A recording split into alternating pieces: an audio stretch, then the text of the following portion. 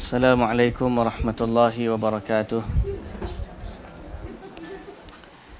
Bismillahirrahmanirrahim. Alhamdulillah wassalatu wassalamu ala Rasulillah wa ala alihi wa sahbihi ajma'in. Rabbi shrah li sadri wa yassir li amri wa hlul 'uqdatan min lisani yafqahu qawli. Amma ba'du. Puji dan syukur bagi Allah Subhanahu wa taala, Tuhan kita dan Tuhan sekalian alam.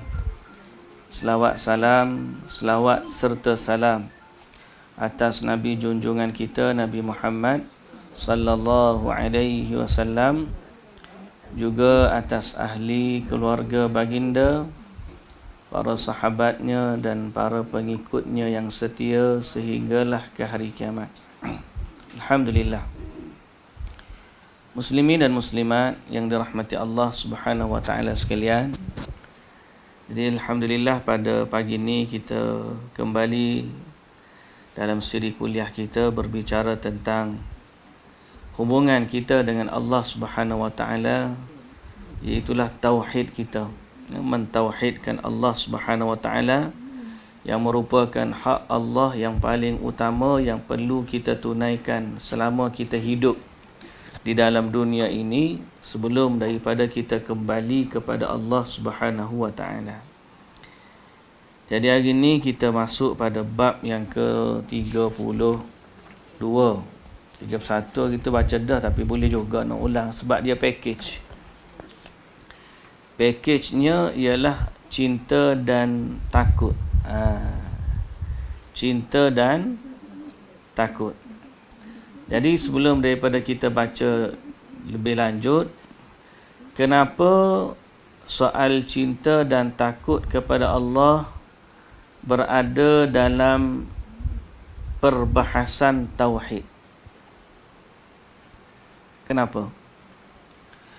Kerana manusia ni dalam melakukan sesuatu yang kita sebut sebagai ibadah ataupun dalam meninggalkan sesuatu, tidaklah manusia melakukan sesuatu melainkan kerana dia cinta, suka, minat, dan tidaklah dia meninggalkan sesuatu melainkan kerana dia takut, benci dan seumpama dengannya.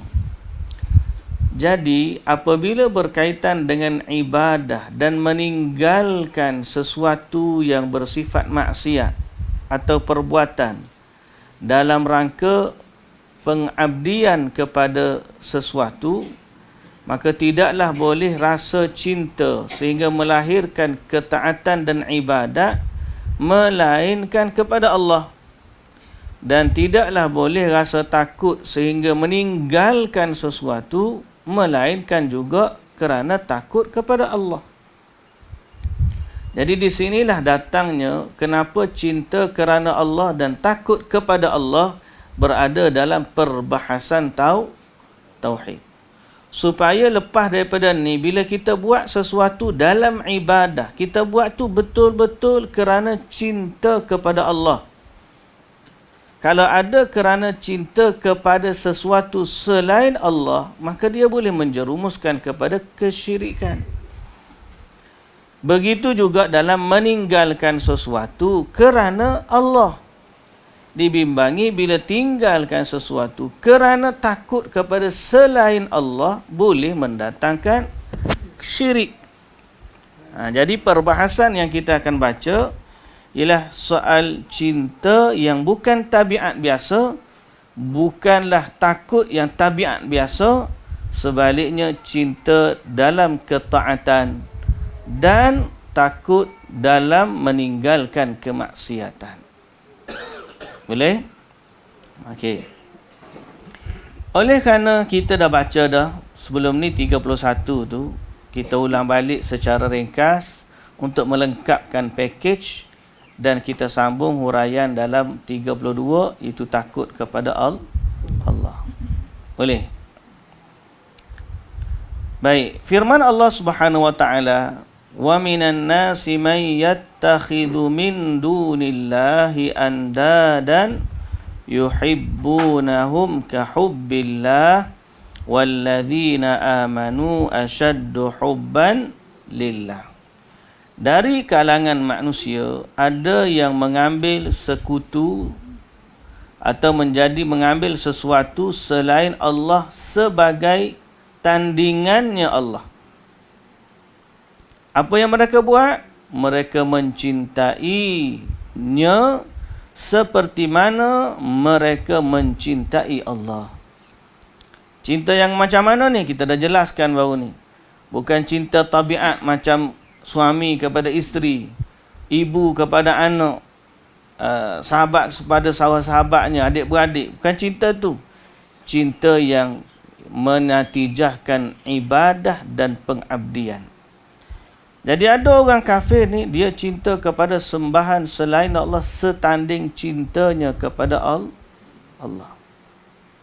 Jadi kalau sampai ke tahap rasa cinta tu menatijahkan ibadat, cinta kepada Nabi, sampai ke tahap mengagungkan Nabi dan mengangkat Nabi setanding dengan Allah, tak boleh ha?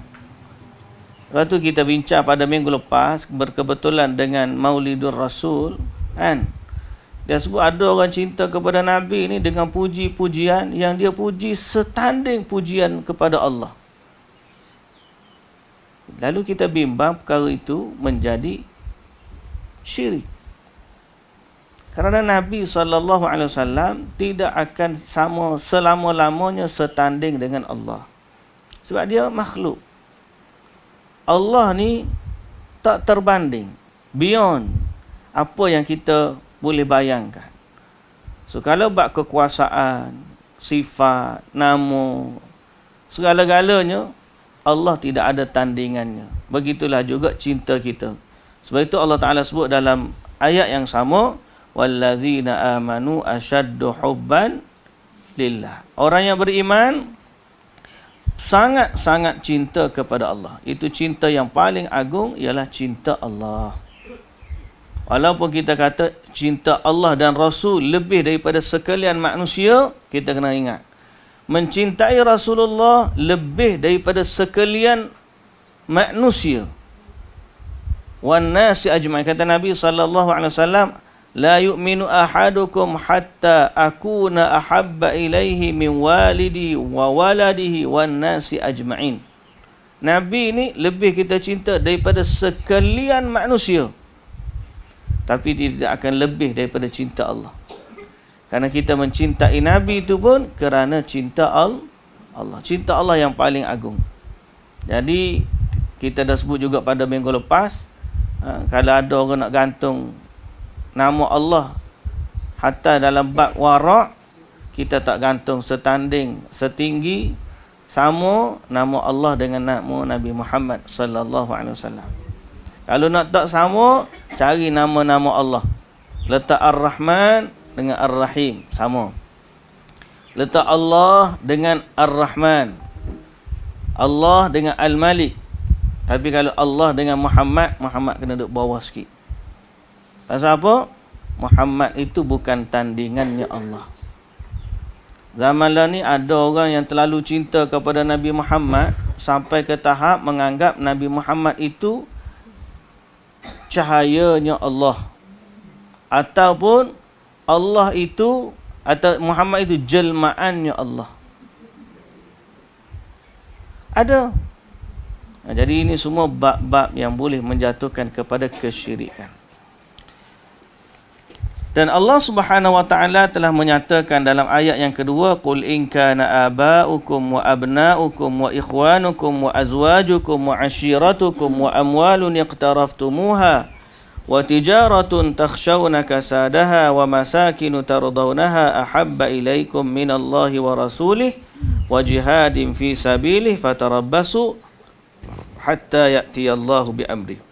Katakanlah, jika bapa-bapa kamu, anak-anak kamu, saudara-saudara kamu, isteri-isteri kamu, kaum keluarga kamu, harta kekayaan yang kamu usahakan, perniagaan yang kamu khawatiri kerugiannya, dan tempat-tempat tinggal yang kamu sukai adalah lebih kamu cintai dari Allah dan Rasulnya dan dari berjihad pada jalannya, maka tunggulah sampai Allah mendatangkan keputusannya, yakni azabnya.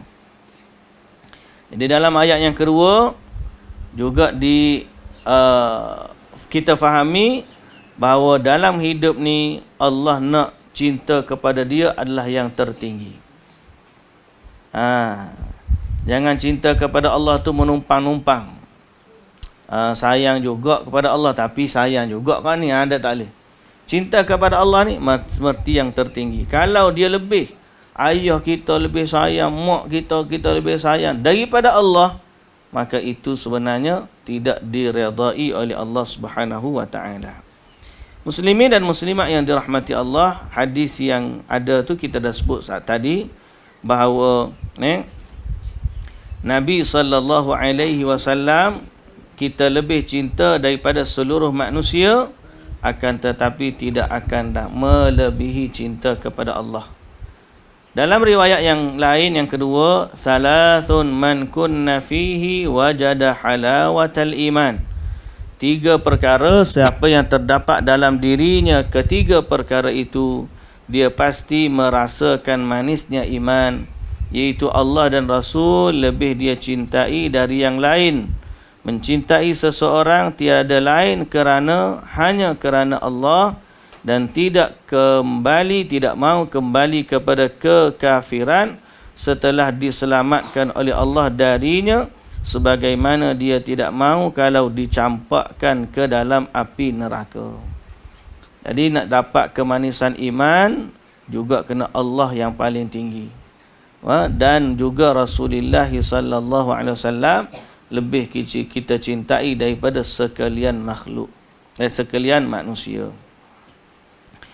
Baik, dalam riwayat sahabat pula, Ibnu Abbas sebagaimana yang diriwayatkan oleh Ibnu Jarir menyatakan, man ahabba fillah wa aghdaba fillah wa wala fillah wa ada fillah fa innama tunalu wilayatullahi bidzalik walan yajida 'abdun ta'mal imani wa in kathurat salatuhu wa siyamuhu hatta yakuna kadzalik wa qad sarat 'ammatu mu'akhatin nasi 'ala amri dunya wa dzalika la yujdi 'ala ahlihi syai'a. Kata oleh Abdullah ibnu Abbas, barang siapa mencintai seseorang kerana Allah, membenci seseorang kerana Allah, membela seseorang kerana Allah, dan memusuhi seseorang kerana Allah, maka sesungguhnya pertolongan Allah hanyalah boleh diperolehi dengan hal tersebut. Okay? Kalau kita nak Allah jaga kita, maka kita kena buat benda tadi, kata Ibn Abbas. Mencintai kerana Allah, membenci kerana Allah, memusuhi juga kerana Allah. Di saat itu Allah akan melindungi kita, dan tidak ada seorang hamba yang boleh merasakan nikmatnya iman walaupun salat dia banyak, puasa dia banyak, sehinggalah dia bersikap demikian, yakni mencintai Allah lebih daripada segala-galanya. Kalau dia tu semayang banyak, puasa banyak, tauhid dia belum lagi sempurna seandainya dia tidak menjadikan Allah yang paling dia cinta. Sekarang ni muslimin dan muslimat yang dirahmati Allah, sebagaimana kita kata tadi, cinta ni ada bukti dia. Bukan sekadar di mulut. Dia kata Allah lah yang paling dia cinta.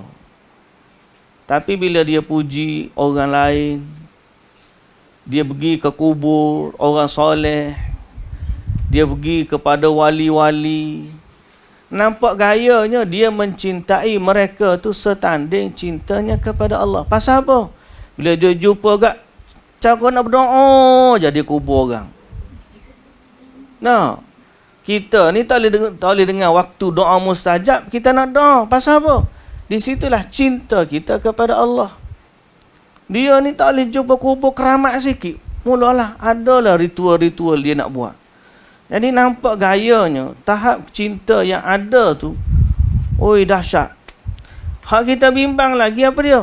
Waktu di masjid tak berasa nak berdoa. Tapi siapa di kubur tiba-tiba berasa nak berdoa. Sekarang ni dia cinta kepada siapa dalam bab ibadat ni? Siapa ada seorang syekh tiada tanya, aku nak tanyamu, kenapa kamu duduk murajaah di kubur ni, kubur orang soleh? Dia kata murajaah di kubur orang soleh ni lebih berkat. Lebih kita ingat, mudah jawab periksa. Syekh pun tanya, aku tanyamu, mana lebih berkat murajaah ni, ulang kaji di masjid ke di kubur? Dia pun nak jawab di masjid, dia duduk di kubur. Nak jawab di kubur memang tentu dah salah. Takkan dia lebih baik daripada masjid. Jadi dia kehairanan, dia tak boleh nak jawab. Itulah sebenarnya kita kata keadaan manusia membuktikan apa yang ada dalam hati dia. So hari ini termasuk dalam tauhid, kecintaan kita mestilah yang paling agung kepada Allah dan diterjemahkan dalam perbuatan kita. Kerana cinta ni adalah motivasi beramal. Cinta dalam arti kata mengabdikan diri adalah motivasi untuk beramal. Dan kata Abdullah ibnu Abbas, dia kata persahabatan di antara manusia pada umumnya didasarkan atas kepentingan dunia, namun hal itu tidak berguna sedikit pun kepada mereka. Dan Ibn Abbas dalam menafsirkan firman Allah, wa taqatta'at bihimul asbab, terputuslah segala-gala sebab. Dalam menafsirkan dia kata apa? Dan putuslah segala hubungan antara mereka sama sekali, iaitulah kasih sayang. Jadi kita ni kalau manusia akhir zaman ni, mereka bercinta kepada manusia dalam urusan dunia. Patutnya kalau orang ni tauhid dia mantap, dia akan mencintai saudaranya kerana Allah. Okey? Tapi akhir zaman ni banyak kawan sebab apa? Sebab ada urusan dunia. Baik, muslimin dan muslimat yang dirahmati Allah, jadi regu dia ialah takut. Kita terus kepada bab yang ke-32. Bab yang ke-32 ni bab rasa takut kepada Allah Subhanahu wa taala. Baik, muslimin dan muslimat yang dirahmati Allah Subhanahu wa taala, rasa takut kepada Allah. Penulis kita ni mendatangkan satu ayat Quran di mana Allah Subhanahu wa taala berfirman, "Innama dzalikumus syaitanu yukhawwifu awliya'ah fala takhafuhum wa khafuni in kuntum mu'minin."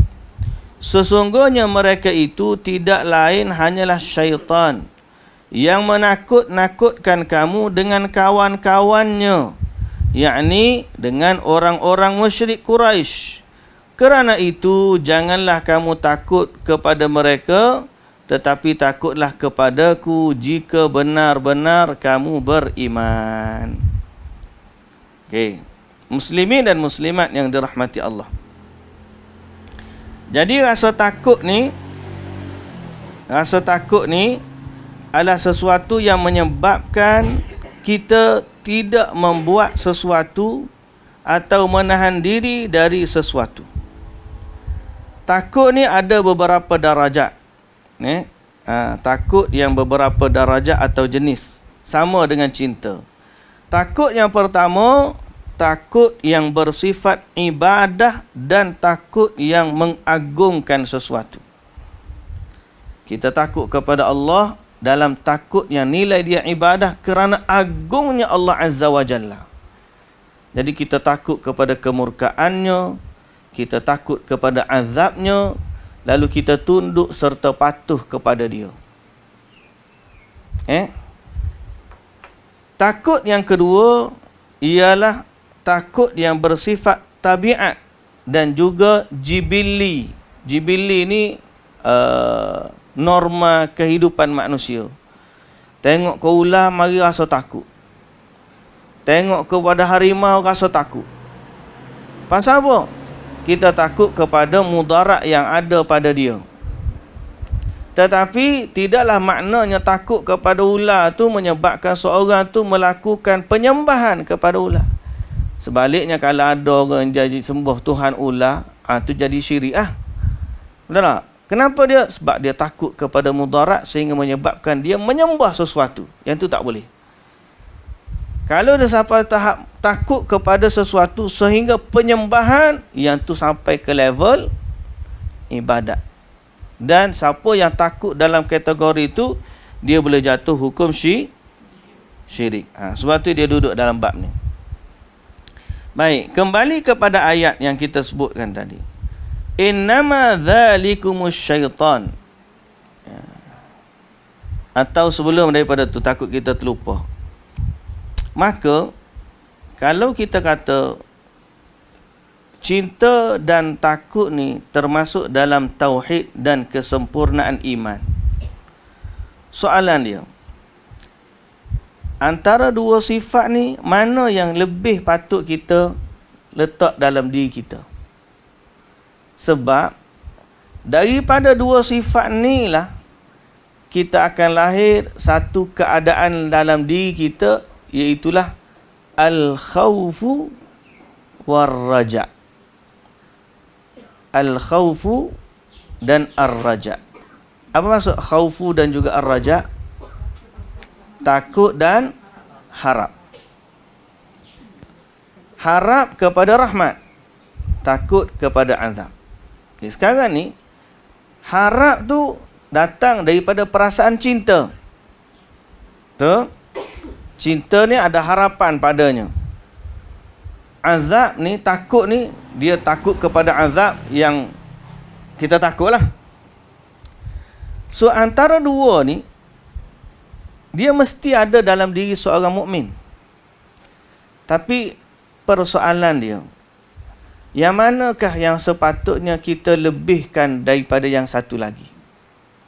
Apakah kita nak lebihkan rasa takut, atau kita nak lebihkan rasa cinta? Jawapan dia mesti sederhana atau mesti pertengahan dalam kedua-dua sifat. Sebagai contoh, seorang yang terlalu melebihkan rasa cinta sehingga tak ada takut, maka dia bermudah-mudahan dalam maksiat kerana bergantung dengan ketaatan. Boleh faham? Dia buat amal ibadat, bergantunglah dia dengan rasa cinta kepada Allah. Sampai bila buat maksiat dia tak kisah. Kenapa? Pada dia soal cinta tu lebih. Dia tekankan soal cinta, bab maksiat ni takut tak berapa. Tak boleh. Seorang lagi melampau dalam rasa takut sehingga akhirnya bila dah buat salah, Tuhan tak mungkin ampunkan aku. Tak boleh juga. Maka seorang mukmin, sifat ni dia kena ada di pertengahan, mu'tadil dia panggil. Kalau rasa cinta kepada Allah, harap kepada rahmat dia, tidaklah menjadikan dia terlalu bermudah-mudahan dengan maksiat. Bagi contoh, dia semayang, dia puasa, dia sedekah. Lalu dengan puasa, zakat, puasa, sedekah dia ni, dia rasa amalan dia dah banyak dan dia mengharapkan dengan amalan tersebut syurga dia dapat. Lalu dia duk bergantung dengan harapan tersebut sampai ke tahap dia bermudah-mudah dengan kemaksiatan kerana sangkaannya bahawa harapan dia kepada syurga itu boleh menyelamatkan dia daripada azab. Sebaliknya ada orang bermaksiat dia, tiba-tiba nak taubat takut.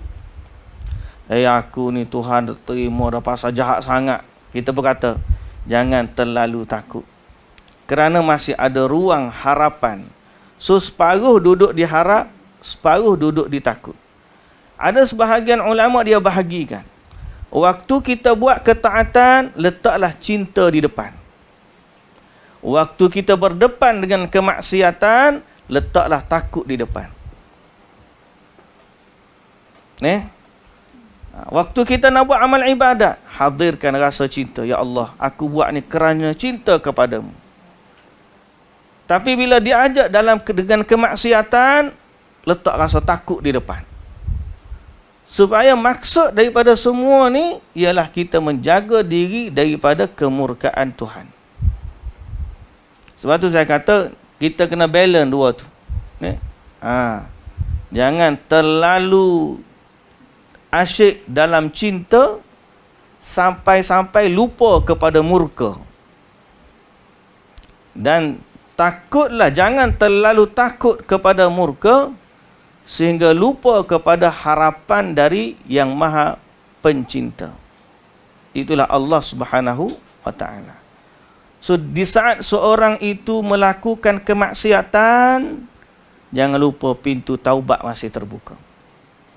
Di saat seorang itu melakukan ketaatan, jangan lupa kemurkaan Allah boleh datang bila-bila masa. Di sinilah letaknya imbang seorang mukmin. Lepas tu kita ni kena terbang dengan dua sayap. Jangan sebelah sayap je. Kalau sebelah sayap pincang. Pincang. Ada orang cinta kepada Nabi. Sampai dia melebihkan rasa cinta. Kalau buat Allah tu satu hal kan. Nak buat cinta Nabi, ada orang ni asal cinta je. Buatlah benda haram pun kerana cinta Nabi tak apa. Walaupun bertentangan dengan syariat Nabi tak apa. Pasal terlalu dah besar rasa cinta dia. Tu tak boleh. Kita tengok dekat, saya baru tengok tadi, pagi tadi pun saya sebut dalam kuliah subuh. Ada orang sambut maulid di Indonesia. Siap buat perarakan. Perarakan tu tak apa, pak lain buat perarakan dengan kostum-kostum. Pak kita pun ada hak tiba-tiba jadi unta. Maulid Rasul jadi unta. Konon-kononnya nak nampak kearaban lah. Sambutan tu nak suruh nampak Islami. Apa halnya patung unta dengan Maulid Rasul? Ada orang dia buat patung buruk. Buat kuda sayap dua. Buruk pun tak betul sifat dia. Jadi buat perarakan macam kereta berhias. Ada orang pakai pakaian cantik. Ada orang jadi pari-pari, ada sayap. Ini semua ni benda yang dilarang dalam agama. Nabi SAW melaknat golongan yang membuat patung. La'anallahul musawwirin. Allah melaknat orang yang buat patung. Tapi dia abaikan rasa takut kepada laknat kerana melebihkan rasa cinta. Asal cinta kepada Nabi tak apa. Ini nama dia orang yang pincang dan tidak balance dalam cinta dan takut. Apa? Ada sebahagian orang suka kepada selawat. Cinta kepada Nabi, selawat beribu kali. Tapi dia tak takut andai kata dalam lafaz-lafaz selawat mengandungi unsur-unsur syirik. Sebab tu kita kata orang mukmin ni dia kena senantiasa balance. Balance senantiasa. Antara takut dan harap. Antara cinta dan juga bimbang. Takut-takut Allah Ta'ala. Ada setengah tu, dia kata, macam saya sebut tadi. Seorang yang balance, bila dia buat ketaatan, dia letak cinta di depan. Bila dia buat kemaksiatan, dia letak takut di depan. Tapi ada orang yang level dia lagi tinggi, dia letak walaupun dalam taat, cinta pun ada, takut pun ada. Macam mana tu? Ni sebut, ada sebut ulama sebut. Dalam syarah disebut, walladzina yu'tuna ma ataw wa qulubuhum wajilatun annahum ila rabbihim raji'un. Ada sebahagian orang tu, dia punya tahap takut dia bukan sekadar dalam kemaksiatan. Level dia sampai tinggi, dia takut ketaatan dia tidak diterima. Takut juga. Dari rasa takut kepada Allah ni, kalau kita bahas, dia boleh takut dalam kemaksiatan, Dan bagi setengah orang, dia masih juga takut walaupun dalam ketaatan. Kerana apa? Ahli maksiat dia takut kepada dosa. Tapi ahli ibadah dia takut ibadat dia tidak diterima. Masih lagi dalam ketakutan. Dan itu termasuk dalam takut kepada Allah. Semua ni bab tauhid lah ni. Hati kita ni bagaimana kita dengan Allah Subhanahu wa taala. Baik, dalam bab itu maka kita baca ayat-ayat Quran dan hadis-hadis yang berkaitan dengannya. Baik, Allah Subhanahu wa taala kata, "Innama dzalikumus syaitanu yukhawwifu awliya'ahu fala takhafuhum wa khafuni in kuntum mu'minin." Sesungguhnya mereka itu tidak lain hanyalah syaitan yang menakut-nakutkan kamu dengan kawan-kawannya orang Quraisy. Kerana itu janganlah kamu takut kepada mereka, tetapi takutlah kepadaku jika kamu benar-benar orang yang beriman. So dalam ayat ni ada perintah jangan takut kepada manusia, sebaliknya takutlah kepada Allah. Ayat yang seterusnya. Innama ya'muru masajidallahi man amana billahi wal yaumil akhir wa aqama as-salata wa ata az-zakata wa lam yakhsha illa Allah. Hanyalah orang yang memakmurkan masjid-masjid Allah ialah orang-orang yang beriman kepada Allah dan hari kemudian, serta tetap mendirikan salat, menunaikan zakat dan tidak takut kepada sesiapa pun selain kepada Allah. Maka dalam ayat ini juga Allah puji orang yang tidak takut melainkan kepada Allah, menunjukkan bahawa sifat takut ni sebahagian daripada tauhid. Walam yakhsha illallah. Contoh dia nanti kita sebut lepas daripada ni. Baik, muslimin dan muslimat yang dirahmati Allah. Ayat yang seterusnya surah Al-Ankabut ayat 10.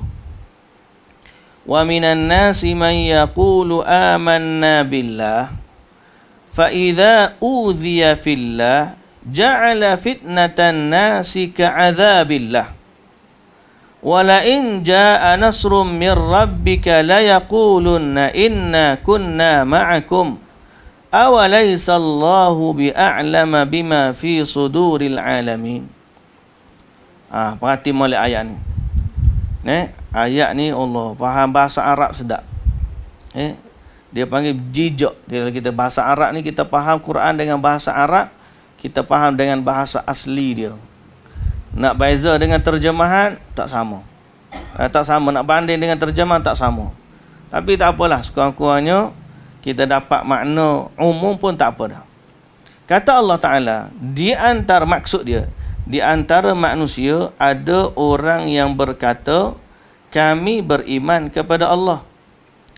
Namun apabila ia disakiti kerana beriman kepada Allah, dia menganggap fitnah manusia itu sebagai azab Allah.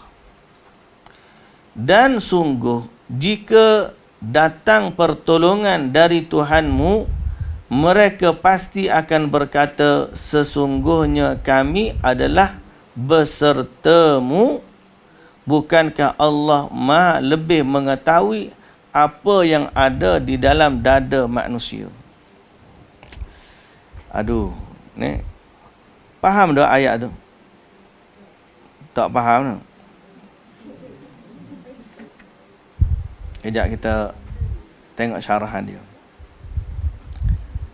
Okey. Mana dah tadi?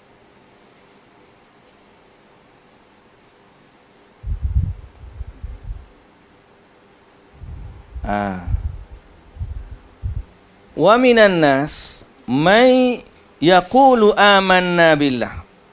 Ada di antara manusia ni, dia kata dia beriman kepada Allah. Okey, itu fahamlah. Fa idza udhiya fillah, apabila dia disakiti, mana terjemahan dia tadi? Apabila dia disakiti kerana beriman kepada Allah, ja'ala fitnatan nasi ka'adzabillah, dia menganggap fitnah manusia itu sebagai azab Allah. Ja'ala fitnatan nasi ka'azabillah. Apa tu tak faham? Tak faham?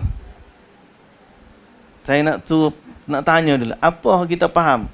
Bila dia disakiti setelah beriman, dia menganggap fitnah manusia sama seperti azab Allah. Apa maksudnya? Fitnah di sini apa fitnah? Ujian. Dalam bahasa yang lebih tepat, ujian tu betul lah. Tapi kalau ujian orang hak masuk Islam ni, ujian macam mana?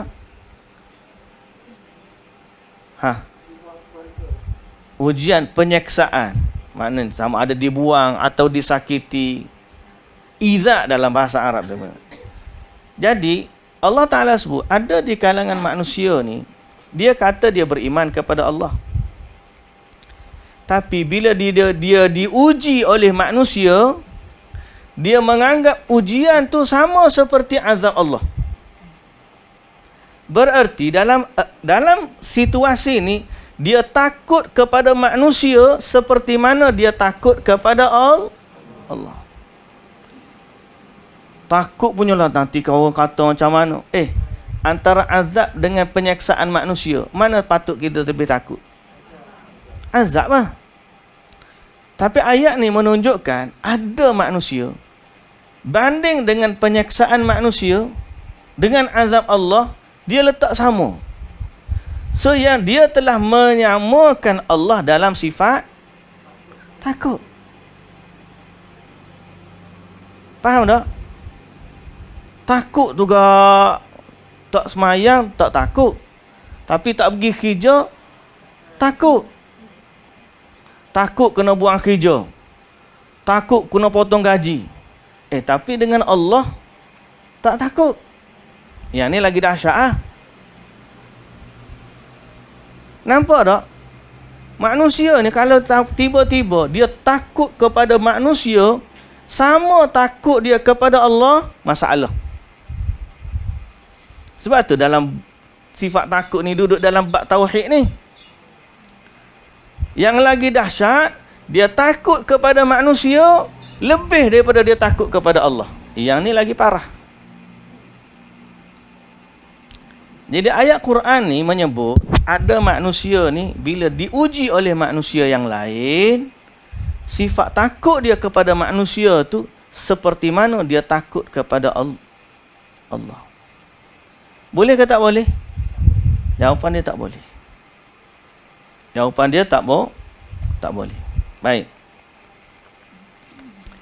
Akan tetapi, contohlah bahasa, kalau tiba-tiba dia dipaksa oleh seseorang untuk kufur, kalau tidak dia dibunuh, dia akhirnya berusaha menyelamatkan diri daripada bunuh tu, tapi sifat takut dia kepada Allah masih yang tertinggi, iaitu dipanggil darurat mudarat.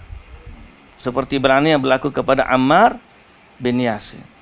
Tapi kalau tiba-tiba dia sebab oleh kerana dia takut orang kata kat dia macam-macam, akhirnya dia keluar balik Islam. Ada.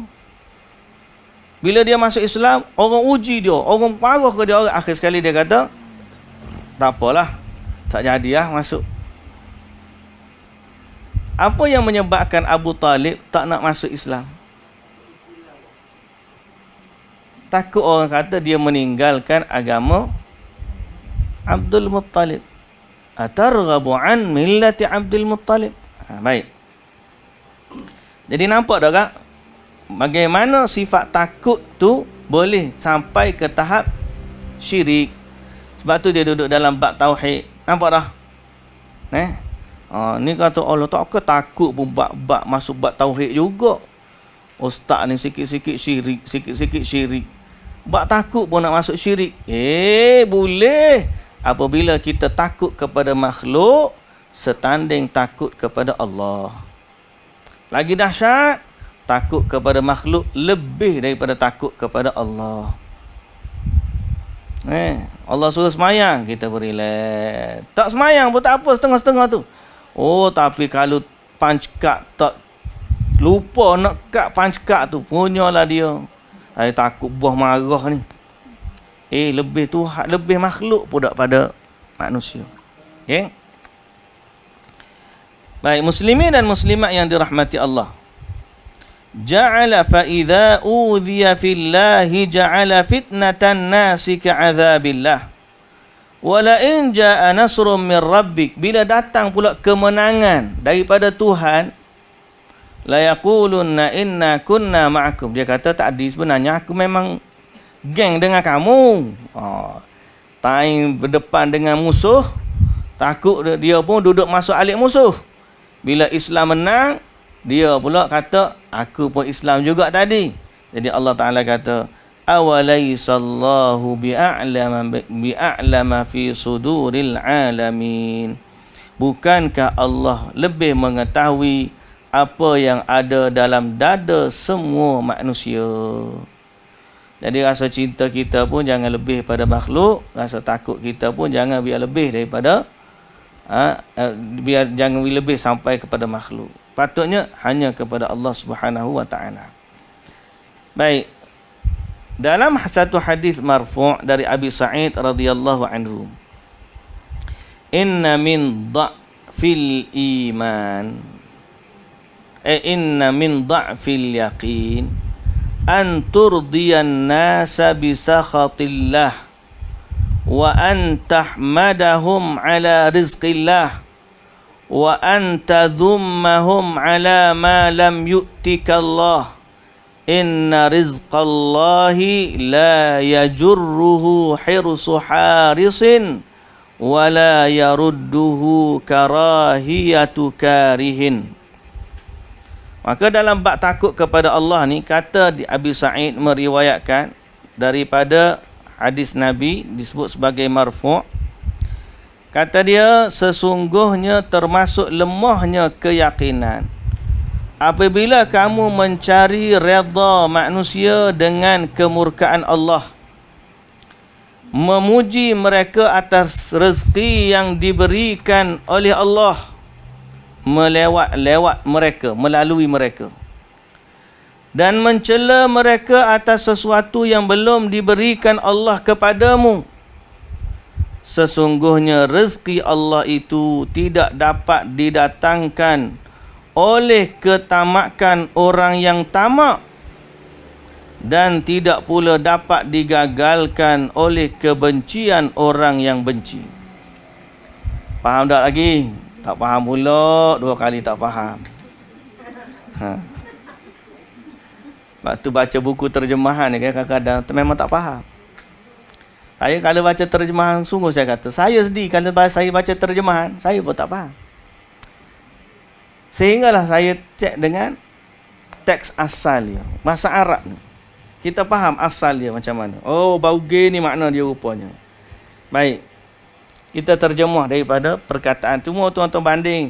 Ejahlah ayat tu biar kita boleh faham maksud ni. Balik rumah kita baca, oh gini sebenarnya makna dia. Pandai-pandailah ejah. Baik. Abu Sa'id meriwayatkan daripada Nabi. Dia kata, termasuk inna min dha'fil yaqin, termasuk dari lemahnya keyakinan kita kepada Allah. Lemahnya yakin, maknanya termasuk dalam bab tauhid lah ni. Apabila kamu mencari redha manusia dengan kemurkaan Allah. Apa maksud cari redha manusia dengan kemurkaan Allah? Apa maksud dia? Acu jawab ke? Apa dia maksud? Cari redha manusia dengan kemurkaan Allah. Sanggup buat benda Tuhan marah asal manusia suka. Itu makna dia. Mencari redha manusia dengan kemurkaan Allah. Sanggup dia buat benda yang Allah larang, Allah marah, Allah murka, semata-mata nak mencari keredaan manusia. Maka itu termasuk lemahnya iman. Contoh, Apa contoh? Pramugari. Oh. Semata-mata nak kerja, buka aurat. Tak apalah. Kerana bos punya pasal, sanggup dia buka aurat dia kerana mencari redha manusia. Ada orang sampai meninggalkan solat. Bos suruh ni. Tak semayang zuhur lagi ni. Ada benda bos suruh. Pergi cari hak bos ni, rapat waktu asar. Tak semayang. Demi mencari redha bos. Tapi dalam masa yang sama, dia atau mendapatkan kemurkaan Allah. Yang ni, orang ni tak termasuk lemahnya keyakinan dia. Kalau dia sampai ke tahap melanggar hukum Allah, itu berat lagi ya. Jadi termasuk lemahnya iman mencari redha manusia dengan kemurkaan Allah. Sanggup buat benda yang Allah murka kerana mencari redha. Termasuklah redha ibu bapa. Termasuklah redha majikan. Termasuklah redha suami. Termasuklah redha isteri. Semua tu tak boleh. Kan Allah tegur Nabi sebab Nabi tak nak makan madu. Pasal ada isteri Nabi tak suka.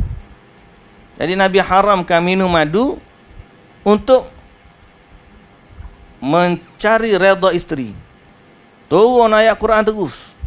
Ya ayuhan nabiyyu lima tuharrimu ma ahallallahu laka tabtaghi mardata azwajik.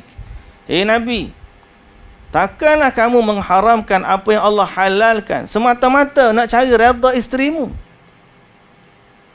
Turun ayat Quran. Pasal Nabi nak mengharamkan minum madu kerana isteri dia tak suka. Mengharam atas diri dia, bukan atas orang lain. Seorang suami pun lagu tu juga. Tak pergi solat berjemaah. Pasal apa? Allah nak tinggal. Nanti bini makan seorang. Sedih pula dia. Alah, baru makan tengah hari je, sanggup tak pergi sembahyang jemaah. Dah tak? Hantar anak pergi sekolah. Sanggup ni. Tak sembahyang berjemaah. Sanggup tinggal hak Allah. Semata-mata redha manusia. Maka kalau orang tu meninggalkan mencari redha manusia dengan kemurkaan Allah, maka dia tak termasuk lemahnya iman. Kalau sampai melebihkan dalam i'tiqad dia yang ni lebih utama bagi dia, boleh sampai ke tahap syirik kepada Allah Subhanahu wa taala. Wa antahmadahum ala rizqillah, kata di Abu Sa'id dari riwayat hadis marfu', termasuk dalam lemahnya iman juga kamu memuji manusia pada rezeki yang Allah bagi. Apa maksud memuji manusia pada rezeki yang Allah bagi? Bukan makna terima kasih dak. Hak terima kasih itu memang ada hadis Nabi suruh kita berterima kasih. Man la yashkurin nas la yashkurillah. Siapa tak terima kasih kepada manusia, dia tak terima kasih kepada Allah. Betul. Maksud hadis atau riwayat ni, antahmadahum ala rizqillah, kamu dapat rezeki daripada Allah, tapi kamu punyalah cari redha orang yang menjadi jalan rezeki kamu. Macam tak adilah bos kita. Rezeki siapa bagi? Allah. Tapi seolah-olah kita letak rezeki itu di tangan majikan kita. Itu makna dia. Tak boleh macam tu. Antahmadahum ala rizqillah, puji manusia seolah-olah rezeki itu dari manusia itu. Tak boleh. Wa antadhummahum ala ma lam yu'tikallah. Tak boleh juga, termasuk lemahnya iman juga bila kamu mencela mereka pada apa yang Allah tak bagi. Dan memang bukan rezeki kita tak dapat. Kita berkata, ni sebabmu aku tak dapat.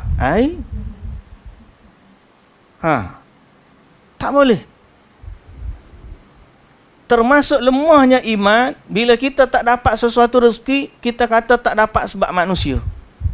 Termasuk lemahnya iman bila kita dapat rezeki, kita kata dapat sebab manusia. Sebaliknya rezeki ini datang daripada Allah ada dua cara. Pertama, datang secara langsung dari Allah, direct, tak melalui manusia. Yang kedua, Allah bagi rezeki kepada kita melalui manusia. Rezeki yang tanpa perantaraan manusia, mana? Tu orang duk tanam pokok tu. Tanam pokok, dia tanam buah.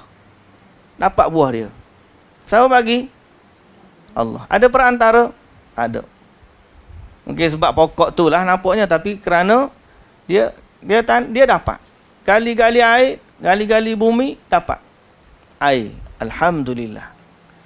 Satu lagi rezeki melalui manusia.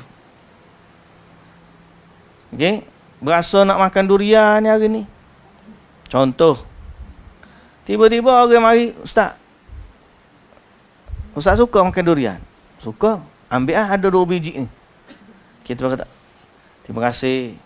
Lepas kita dapat tu, kita nak puji siapa? Allah. Pasal apa? Dia tu jalannya. Yang memberi rezeki adalah Allah. Contoh. Jadi antara lemahnya iman, apabila seorang tu menisbahkan nikmat yang dia dapat kepada manusia dan mencela manusia bila dia tak dapat. Tiba-tiba dia nak. Harta tu kena curi. Tengah-tengah duk tengok. Tunggu tu kat buah masak. Mangga tu kat daripada kecil dia duk balut. Makin lama makin besar. Dia duk tengok pagi tengok, petang tengok, pagi tengok, petang tengok. Dia pun ingat esok ni boleh petik dah ni. Tengok-tengok esok tak ada. Hilang.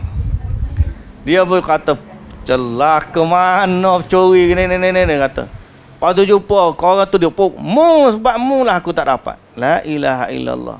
Tuan-tuan, itu sebab sahaja.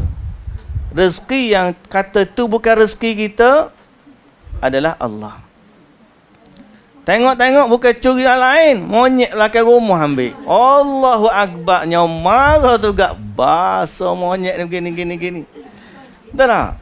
Sebaliknya kita sebagai orang beriman, duduk sekejap, duduk dada. Qadarallah, bukan rezeki saya. Kena kata begitulah. Ini termasuk iman. Termasuk lemahnya iman bila kita mencela sesuatu yang menghalang rezeki, padahal rezeki itu datangnya dari Allah. Memang Allah tujuan Allah tak bagi. Kalau Allah nak bagi, dia kena ingat satu hadis yang lain. Nabi SAW sebut, wahai anak muda, ketahuilah, seandainya seluruh umat ni berpakat nak bagi manfaat kepada kamu, bukan seorang, bukan 2 orang, seluruh umat, semua orang nak bagi manfaat kepada kamu pada apa yang Allah tak takdirkan kepada kamu, nescaya mereka takkan dapat memberi manfaat melainkan pada apa yang Allah dah takdirkan untuk kamu. Sebaliknya, kalau seluruh umat nak bagi mudarat kepada kamu, mereka takkan dapat bagi mudarat melainkan apa yang Allah dah takdirkan untuk kamu. Nabi SAW sebut di hadis itu, rufi'atil aqlam wa jaffatis suhuf. Pena-pena takdir telah diangkat dan lembaran-lembaran takdir telah pun kering. Jadi termasuk kesempurnaan tauhid kita kepada Allah, rezeki kita ke, manfaat datang ke, mudarat menimpa ke, semuanya berimanlah kita dengan qada dan qadar. Benda ni berlaku kerana Allah Subhanahu wa taala mentakdirkan begitu. Ini termasuk dalam tauhid. Kalau tiba-tiba dia berkata tak dapat rezeki ni sebab fulan atau alan, sesungguhnya itu termasuk dalam kekurangan atau kelemahan iman kepada Allah Subhanahu wa taala. Ada sebahagian daripada pendakwah takut untuk menyatakan kebenaran, takut hilang punca rezeki. Ada sebahagian yang takut dibunuh. Dia lupa bahawa hidup mati ni ada di sisi Allah Subhanahu wa taala. tidaklah menyatakan kebenaran itu memendekkan ajal, dan tidaklah menyembunyikan kebenaran itu memanjangkan ajal. Kerana ada saja orang yang mewakafkan dirinya untuk mati di jalan Allah, tapi akhirnya mati di atas tilam. Seperti Khalid bin Al-Walid. Kenapa? Kerana hidup mati manfaat mudarat ni milik Allah. Jadi orang yang sempurna iman, sebab tu dalam hadis ayat Quran yang kita baca nombor 2 tadi, ni Allah puji, innama ya'muru masajidallahi man amana billahi wal yaumil akhir wa aqama as-salata wa ata az-zakah wa lam yakhsha illallah. Allah puji mereka tidak takut melainkan kepada Allah. Ini sifat kesempurnaan iman. Baik. Inna rizqallahi la yajurruhu hirsu harisin wa la yarudduhu karahiyatu karihin. Terjemahan dia, sesungguhnya rezeki Allah tidak dapat didatangkan oleh ketamakan orang yang tamak. Apa maksud tu? Boleh terjemah sebagai ketamakan, boleh juga terjemah dengan kesungguhan. Kita bersungguh nak cari rezeki, rezeki tak datang dengan sebab kesungguhan kita. Ya ke tak? Betul ke tak ni? Kedak ni. Kita kerja sungguh. Di hujung waktu rezeki tu tak dapat. Pasal apa? Sebab rezeki ini bukan dengan kesungguhan kita. Kena ingat molek tu. Memang Allah suruh berusaha, tapi bukanlah usaha tu punca rezeki. Usaha tu adalah jalan kepada rezeki. Punca dok mana? Allah. Sama juga, wala yarudduhu karahiyatu karih. Tidaklah yang menghalang rezeki oleh kebencian orang yang membenci. Dia usaha juga tak nak bagi kat kita benda tu. Dia ejah guna kabel ni, sekak tak nak bagi. Kalau Allah Ta'ala dah tetap, seluruh manusia pakat nak halang, tetap saja dia boleh. Jadi kalau dapat, puji siapa? Allah. Kalau tak dapat pun, puji siapa? Allah. Jangan ada rasa takut kepada makhluk sampai-sampai sehingga dia mencari redha manusia dengan kemurkaan Allah. Jadi balik kepada bab kerja tadilah. Bahawa dia kata, jangan berhenti waktu semayang, teruskan kerja. Jangan semayang waktu jabat, contoh. Dia berkata, lesah dah. Dia pun semayang juga kerana Allah. Lepas tu dia takdirnya kena buang kerja. Contohlah kita kata, still dia kena kata, qaddarallah, Allah takdirkan. Aku tak ada, kena berhenti kerja sini. Rezeki dia duduk situ tak? Rezeki dia duduk situ kah? Tak. Boleh jadi lepas daripada dia kena berhenti kerja, Allah mari kerja lain pula, gaji lebih baik daripada yang pertama. Boleh jadi.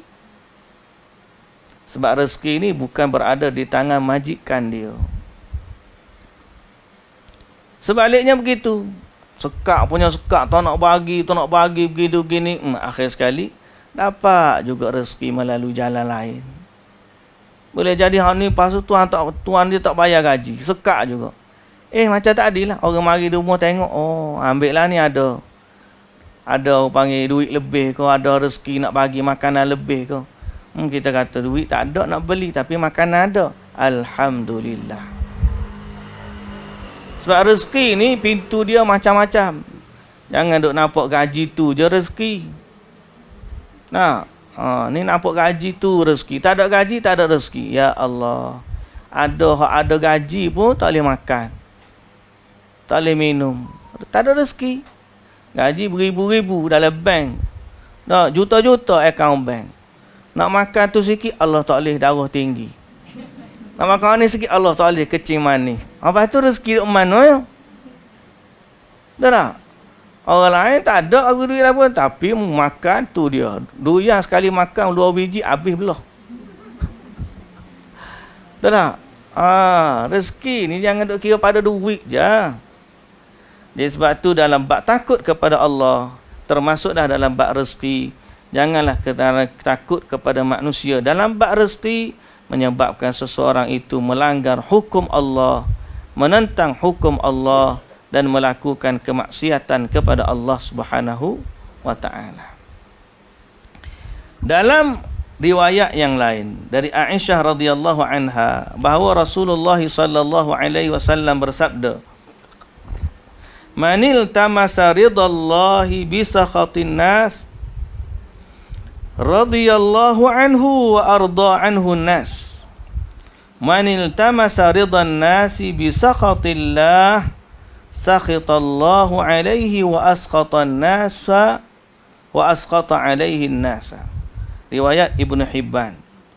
Barang siapa yang berusaha mendapat redha Allah sekalipun dengan risiko kemarahan manusia, maka Allah meredainya dan menjadikan manusia redha pula kepadanya. Dan barang siapa yang berusaha mendapatkan redha manusia dengan melakukan apa yang menimbulkan kemurkaan Allah, maka Allah murka kepadanya dan menjadikan manusia pula murka kepadanya.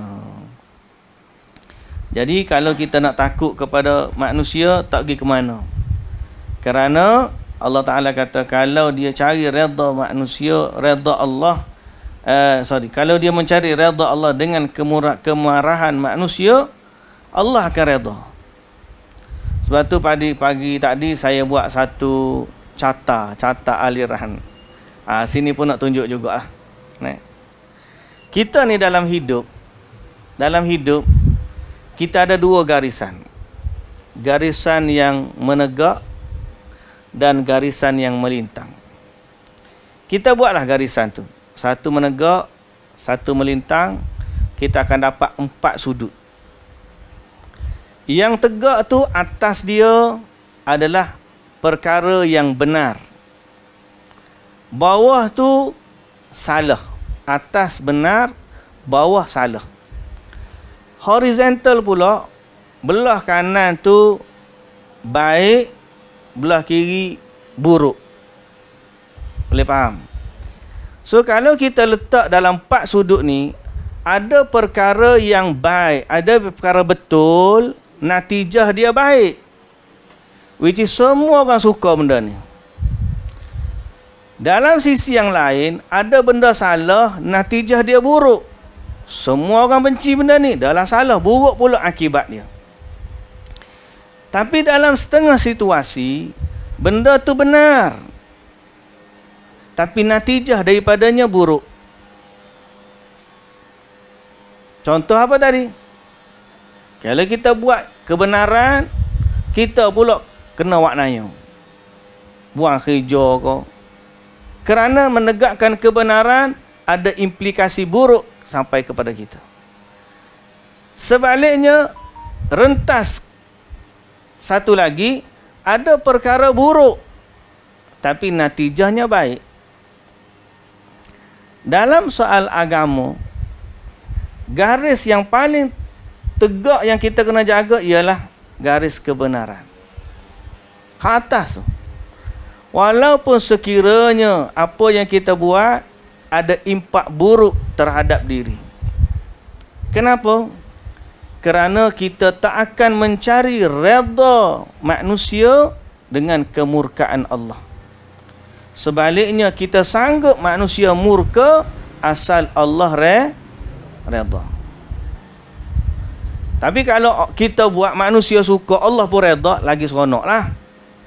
Tapi bukan setiap masa ada perkara tersebut. Ada kadang-kadang kita buat ni kerana Allah, mencari redha Allah, tapi manusia tak suka kat kita.